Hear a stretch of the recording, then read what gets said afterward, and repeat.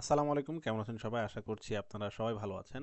Last ভিডিওতে অনেকেই কমেন্টে আমাদেরকে জানিয়েছিলেন যে আপনারা জানতে চান যে কিভাবে সেন্টেন্স মেক করতে হয়, বা অনেকে বলছেন যে ভাই আমি পড়তে পারি, লিখতে পারি, বাট সেন্টেন্স মেক করতে পারি না। সো কি করে আমি সেন্টেন্স মেক করা শিখবো, বা কি করলে কিভাবে কি জিনিসগুলো মনে রাখলে সেন্টেন্স মেক করতে সেরকম কোনো সমস্যা হবে না। সো চাইনিজ ভাষায় কিভাবে সেন্টেন্সগুলো তৈরি হয়, বা আমরা কথা বলার সময় কিভাবে মেনটেন করে বলতে পারি, সেই রকম কমন কিছু ব্যাপার, কিছু জিনিস আমি আজকে দেখাবো আপনাদেরকে। সো যারা আমাদেরকে বলেছিলেন যে আপনাদের চাইনিজে কিভাবে সেন্টেন্স মেক করবেন, এই ভিডিওটা তাদের জন্য। অ্যান্ড শুরু থেকে শেষ পর্যন্ত ভিডিওটা দেখবেন, অ্যান্ড একটু কষ্ট করে ভিডিওটা একটু শেয়ার দিবেন, আমাদের ইউটিউব চ্যানেলটা সাবস্ক্রাইব করে দিবেন। আমি চেষ্টা করব আপনাদের যে জিনিসগুলো নিয়ে বেশি প্রবলেম হচ্ছে একটা একটা করে সবগুলো জিনিসের উপরে আলোচনা করতে, যাতে করে আপনারা এই চাইনিজ ল্যাঙ্গুয়েজ লার্নিং নিয়ে কোনো প্রবলেম না পড়েন। ওকে। সো চীনা ভাষায় বা চাইনিজ ল্যাঙ্গুয়েজে যখন আমরা একটা সেন্টেন্স ফর্ম করতে চাই, তখন এটার মূল গ্রামারটা হচ্ছে যে একটা সাবজেক্ট থাকবে,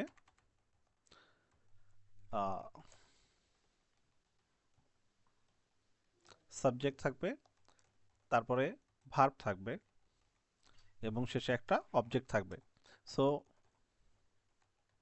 শেষে একটা অবজেক্ট থাকবে। এই জিনিসগুলো আমাদেরকে প্রথমত দেখে নিতে হয়। তারপরে যদি আমরা দেখি যে তারপরে আমরা কি করব, ছোট্ট একটা সেন্টেন্স দেখা যাক। যেমন আহ, সি, এটা একটা শব্দ যেটা সাধারণত টু বি ভার্ব হিসেবে ইউজ করা হয়, সামটাইমস মেইন ভার্ব হিসেবেও এটা ইউজ হয়। যেমন যদি বলতে চাই যে আমি একজন স্টুডেন্ট, তাহলে কিভাবে বলবো? এখানে আমি বা হচ্ছে সাবজেক্ট, সি হচ্ছে ভার্ব, শুয়ে সং মানে স্টুডেন্ট, যে আমি একজন স্টুডেন্ট। সি শুয়ে সং। আমি একটু লেখাগুলো বড় করে দিই যাতে করে আপনাদের বুঝতে সুবিধা হয়। সো এই হচ্ছে একটা সেন্টেন্স। সো যে কোনো সেন্টেন্স যদি আপনি তৈরি করতে চান, নর্মালি কি হবে? সাবজেক্ট হবে, তারপরে ভার্ব হবে, তারপরে অবজেক্ট হবে। এখন আসেন, চীনা ভাষায় যখন আমরা পাস্ট, ফিউচার এগুলা মেনশন করি, হ্যাঁ, যে প্রেজেন্ট, পাস্ট, ফিউচার, তখন সাধারণত টাইম উল্লেখ করা হয়। সো টাইমটা কই বসবে? অলওয়েজ মনে রাখবেন, আমি এটাকে একটু কপি করে নেই। সাবজেক্টের আগে টাইমটা বসে, অথবা সাবজেক্ট প্লাস টাইম হয়, অথবা সাবজেক্ট আগে বসাতে পারেন, তারপরে আপনি টাইমটা বসাতে পারেন। যে কোনো একটা রুলস ফলো করলেই হবে,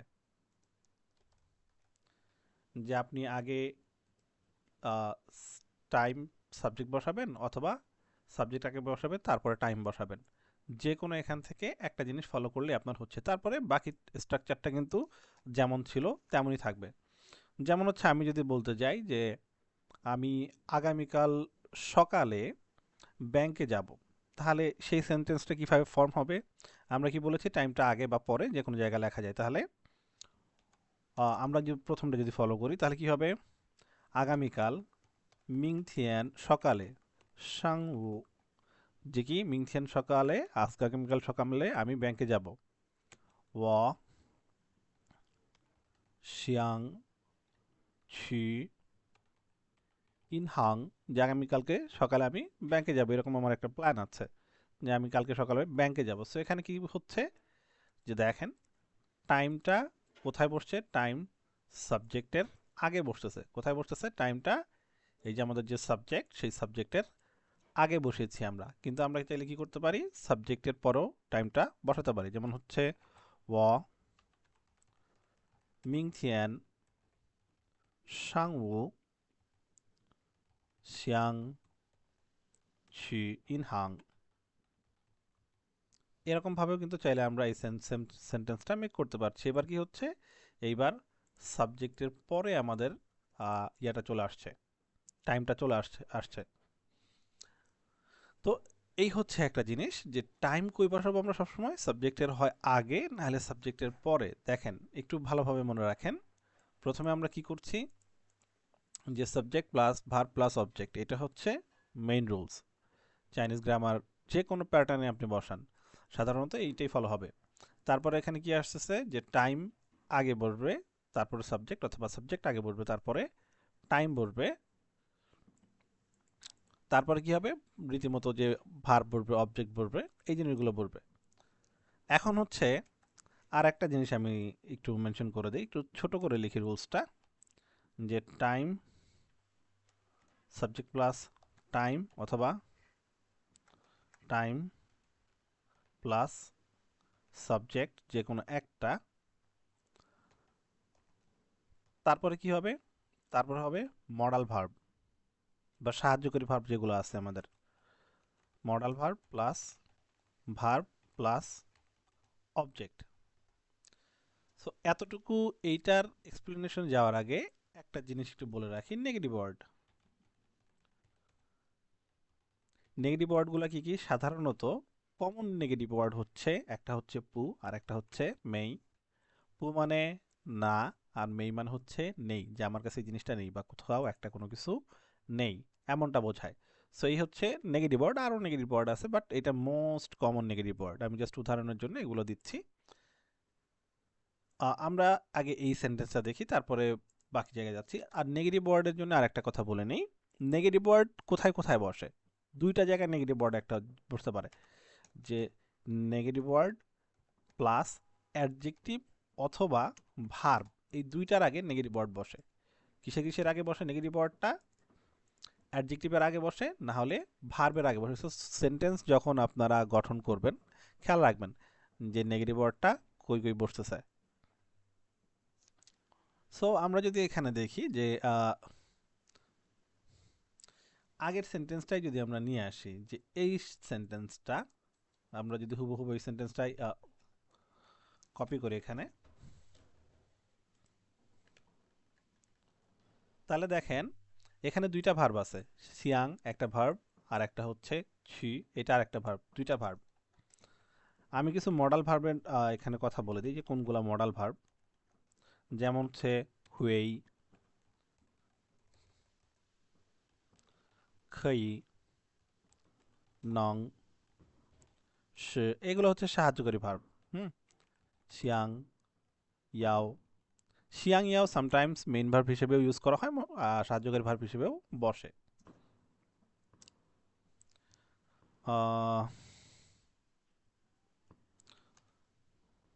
যেমন হচ্ছে চিনথিয়েন, থা, পু হুয়েই, লাই।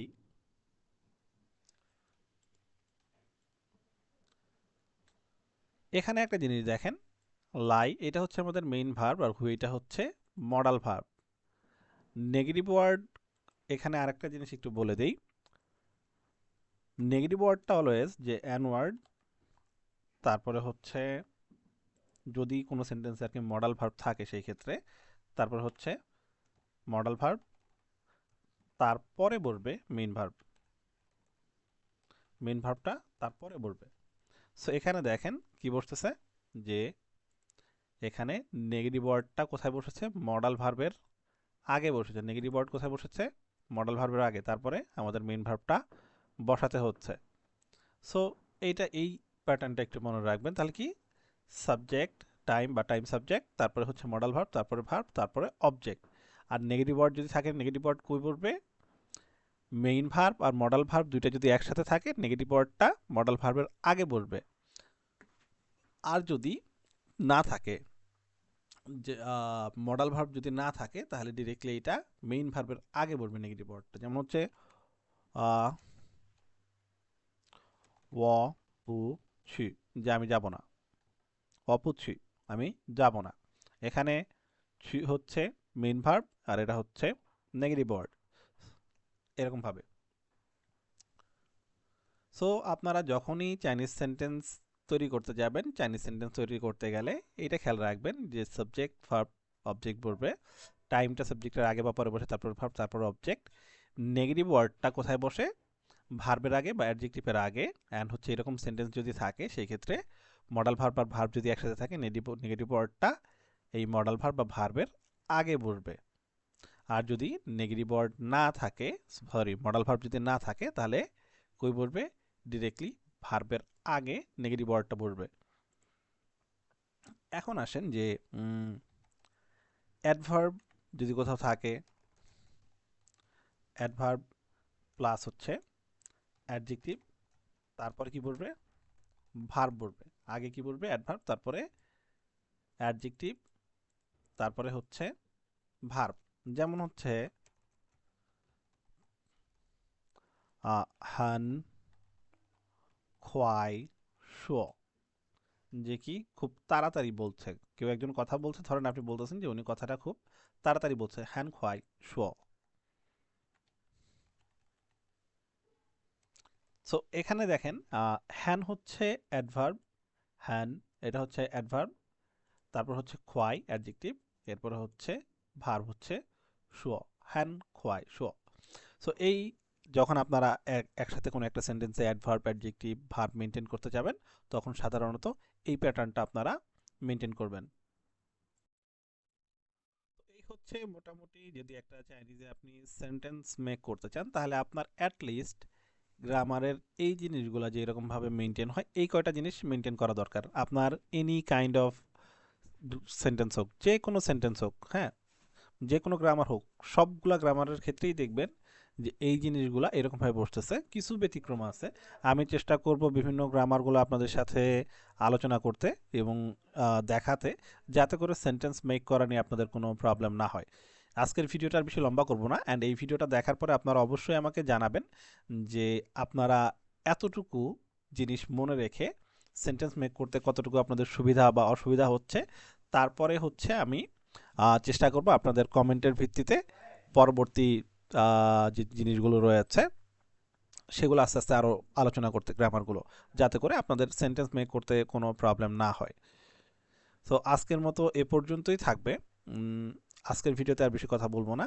ভিডিওটি শেয়ার করতে ভুলবেন না, অ্যান্ড অবশ্যই আমাদের ইউটিউব চ্যানেলটি সাবস্ক্রাইব করবেন। আজকের মতো এ পর্যন্তই। আল্লাহ হাফেজ, আসসালামু আলাইকুম।